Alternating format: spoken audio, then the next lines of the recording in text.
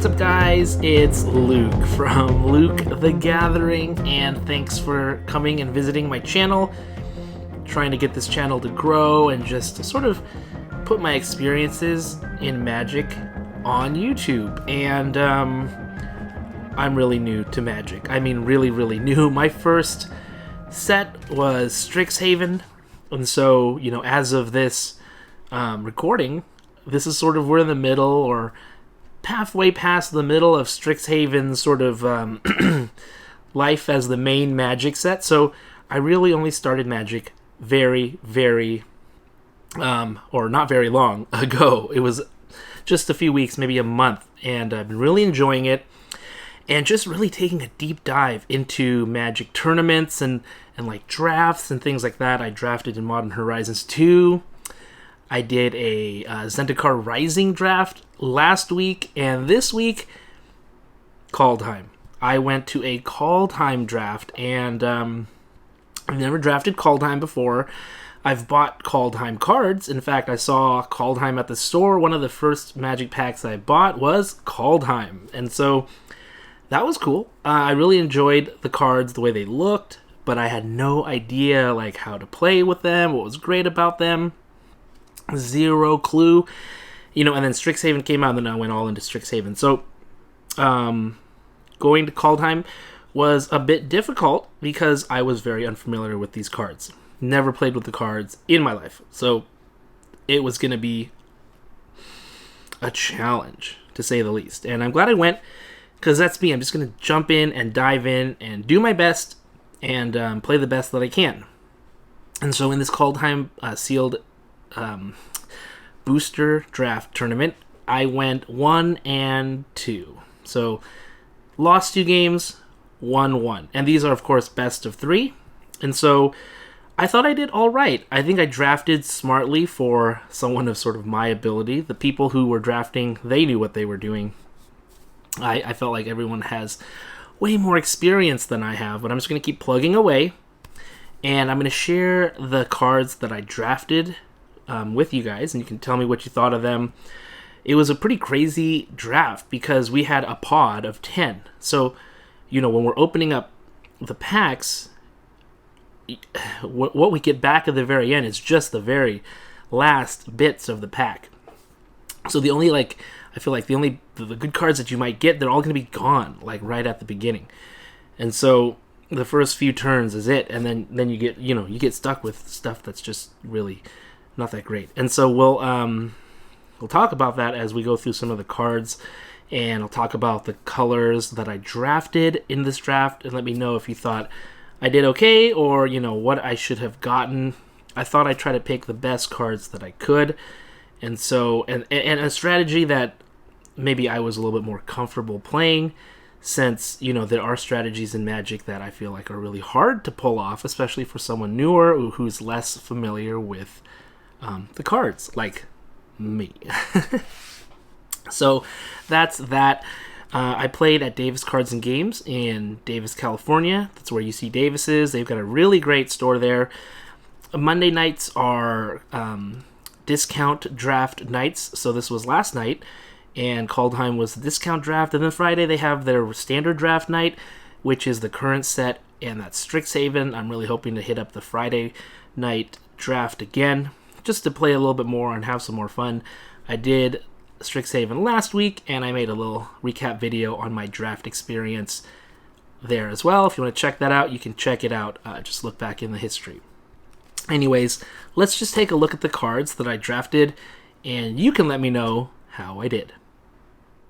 All right, well, here we go. First card here is Cole the Forge Master.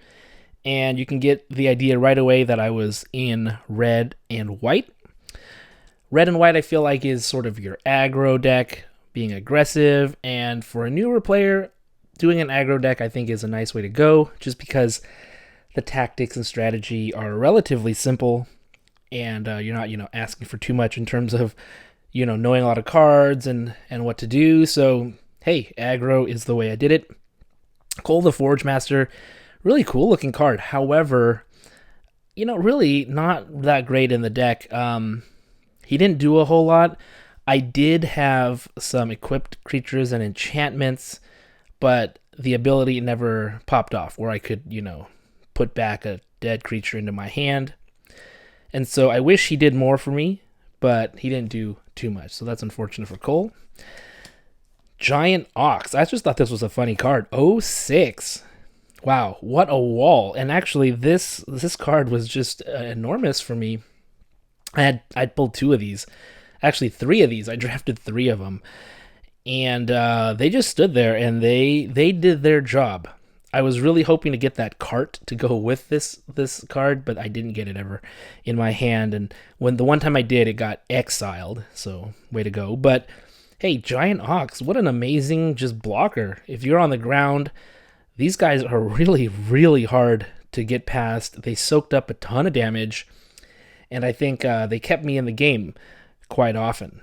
So Giant Ox is definitely a giant hero. The Iron Verdict.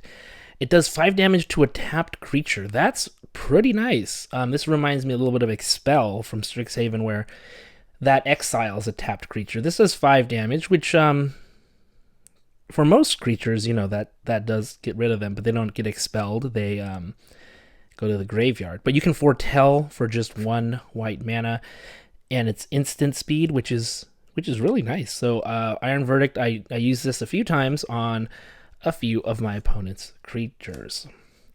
Valor of the Worthy. This was also really cool because I'm just trying to buff my creatures, and for 1 mana cost to get 1/1, and when that creature leaves, it turns into a 1/1 white spirit creature token with flying. That's really nice. I thought this was a really nice value, and so I was able to pull 2 of these and buff up some of my creatures. I did some research before the draft, and Run Amok was one of the top common cards for red, so I was drafting these. I actually ended up getting 3 of them. I don't know where the other one is. Here it is. 3 Run Amoks.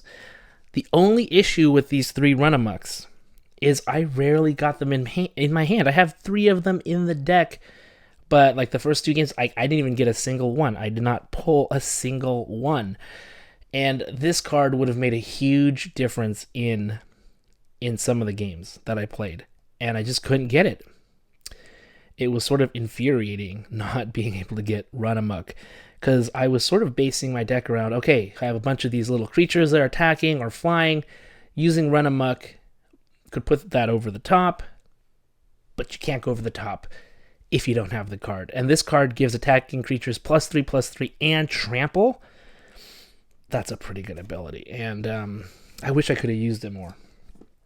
Bound in Gold. This card actually was really sweet. This card single-handedly won me the game.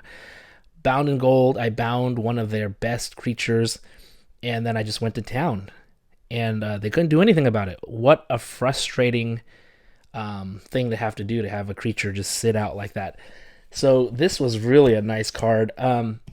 Actually, someone had Bound in Gold and did it against me in the final loss. That was really sad. I kind of had a taste of how it felt to get Bound in Gold. It's not a great feeling to get Bound in Gold. So, but this is a really sweet card, and it's a common. I really liked it. Shackles of Treachery. This is one of those cards that help you take over an opponent's creature. Typically, I think these aren't that good, but I personally like to use them because these cards come out of left field, and a lot of times your opponent doesn't expect anything like this because they're kind of crappy cards. A lot of people say that these ones are not good if you can't sacrifice their creature, but I find it good where you can take their creature, sometimes do game-ending damage, and just win. So this one's not as good as the Mascot Interception, which is in Strixhaven, because that one buffs the creature with 2 extra power. This, you can destroy target equipment attached to it, but that's, that just not as good for sure. But I guess there's more equipment in Kaldheim, even though that didn't do anything with any equipment. Valor of the Worthy, talked about that. Battlefield Raptor. This guy was amazing. First strike and flying. This is what I was trying to buff up with Run Amok, because I had flyers and my opponent could not deal with them, but I couldn't draw any Run Amoks for the life of me. So I kept getting, these little plinky 1 damage, 2 damage with 2 of them. And and then it just wasn't enough damage over time. I hit him many, many times, but it would have been great to have a +3 or, two +3s even, run amucks to help with that. Never happened. And so the Battlefield Raptor, another common that people say is really, really good. And yeah, it is. It is a great common. Clarion Spirit. Clarion Spirit, whenever you cast your second spell each turn, create a 1/1 white spirit creature with flying. That's a really cool thing too. However, I kept messing this up a lot. So I kept casting Clarion Spirit out as my second spell, not putting him and then casting my second spell. So that was my bad, but I kept making that mistake. I did that a couple games. Drove me nuts. So hopefully I won't do that the next time I have this card. Shimmerdrift Veil. This was cool. It comes into the battlefield tapped, which is sort of unfortunate, but what it does do, it's a snowland, which I don't have any synergy with snow, so that wasn't a thing, but I can choose a color. And so what would happen is I would have I was white and red, so if I had white and this was in my hand, and often this was actually in my hand on my first draw. So if I had white, this would be red, and if I had red, this would be white, and it was really nice to just be able to get the mana colors I wanted and needed off of this card, and I really enjoyed that. So this helped me get off to a really nice start in a lot of games. Usher the Fallen, kind of a weak 2/1, but only 1 cost for mana, and his boast is so good. Create a 1/1 human warrior creature token. So this guy comes out first turn, and then he just was churning out white human warrior tokens left and right, and that was awesome because my opponent was getting frustrated with that. This was just really, really good for me, and I enjoyed using him. The one rare / mythic card I had was the Quakebringer. He did some things during the tournament. Cool card, and I'm just glad I just have one. He's a giant berserker. First of all, he makes it so that the opponents can't gain life. That actually stopped opponents from gaining life. And then during the upkeep, dealing 2 damage. So there was that one game I was talking to you guys about the birds and how I was just doing so much damage, or so little damage with so many attacks.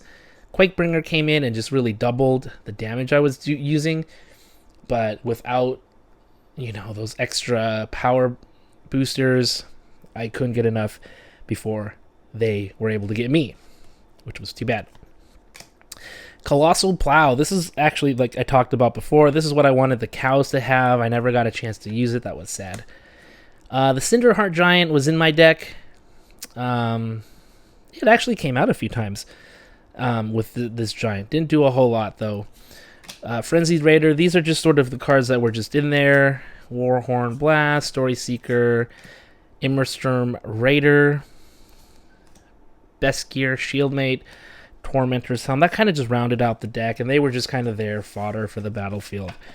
So that was that. Let me grab some of the things that I also drafted that I didn't really play. I got a couple of Snowlands. We got Forging of the Tyrite Sword. I was hoping to get like a cool artifact that I could use with this, but there was anything that was good. And creating treasure tokens for 2 turns, I mean, it's okay. I think it helps speed you up, but other than that, you still have to pay 3 for it. So I don't know. I just don't think it's that great. Here's another Immersturm Raider. Dual Strike I was hoping to use with Run Amok. I thought that would be a really cool combo, but that never happened. I ended up taking out of the main deck. And here are just some of the other cards that I drafted. Here's another Giant Ox. Revitalize, Vault Robber, Crush the Weak, Fearless Pup, Vault Robber. At one point I was thinking if I was going to do white-green, but that didn't happen. So that's it. Giant Ox, nice way to end it. Hero for many of the games that I played, the Giant Ox. Overall, I thought Kaldheim wasn't too bad in terms of drafting, and now that I've got a chance to play against some Kaldheim, decks in Limited, I'd definitely do it again, and hopefully I'd have, even better results than I did. So the past 2 tournaments, I've gone 1 and 2. I'm not too unhappy about that. It's kind of nice just to be able to get a win, you're playing best two out of three for each round, and so getting a round win is really kind of sweet. It feels nice, but also great experience to sort of learn these cards, get to know them better. Anyways, let me know what you thought of the cards that I drafted. Maybe let me know what you would do if you were drafting Kaldheim. What colors would you go for? I think the least popular color yesterday was black. I think a lot of the black cards, they were just like flying around in a circle. No one really taking them, so I guess that was an open slot. Well, thanks for watching. If you made it all the way to the end of this video, I will see you next time.